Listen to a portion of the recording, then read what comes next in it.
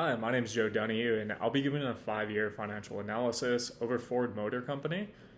Big reason for me choosing Ford Motor Company is my family, my grandparents, my father, my brothers, sisters, all have always loved Ford. We've always loved what the brand has stood for, and the type of vehicles they sell, especially the reliability of their vehicles as well. My dream job would actually be marketing for Ford. So it was a big choice for me to choose this company to do this financial analysis. So jumping right into it, 2025, we saw another record year for Ford.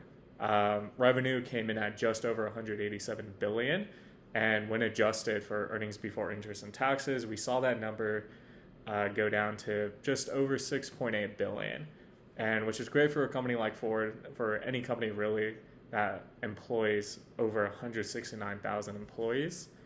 And when breaking down those financials over the past 5 years, we see a steady increase from 21 all the way up to 25. 2021, we saw annual revenue at 136 billion, then taking a little over a 20 billion jump into 2022 at 158 billion, then another almost 20 billion jump into 23 at 176.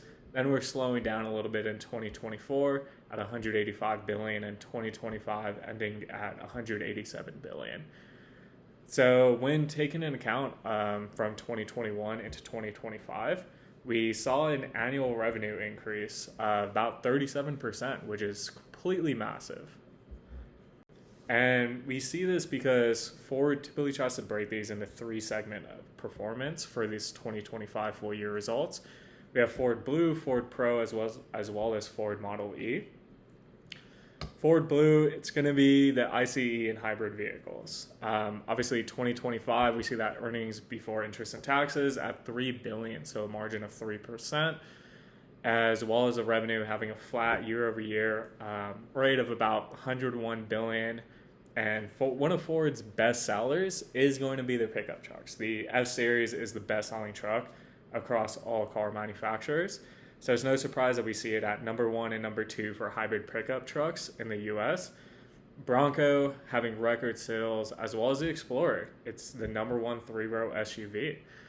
And then 2026, Ford is hoping to bump up that earnings before interest and taxes to 4 billion to 4.5 billion.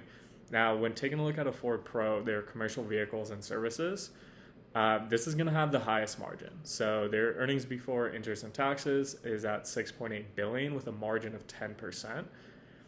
And that's no surprise there. Obviously, they're huge sellers for transit vans, super duty fleet vehicles. I think any of us, when we see Amazon delivery drivers, whether it be an EV vehicle or a gas-powered vehicle, more than likely it's going to be a Ford transit van. Like I said, no surprise here. So this Ford Pro is going to be the largest earnings before interest and taxes contributor for the Ford portfolio. And Ford is hoping for a steady increase in that as well in the year of 2026, hoping for 6.5 billion to 7.5 billion. And where Ford did take a hit is Model E. Obviously, taking a look at any car manufacturer in the world right now, there's a huge push for EV vehicles. And 2025, Ford saw a loss there in their earnings before interest and taxes at about 4.8 billion, but that is still improving year after year.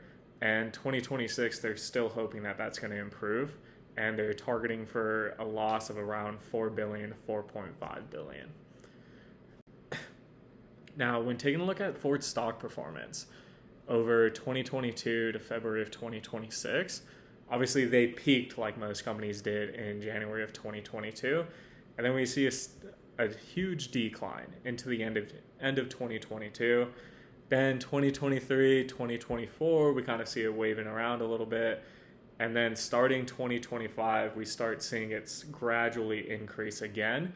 And February 2026, it getting closer to that peak period.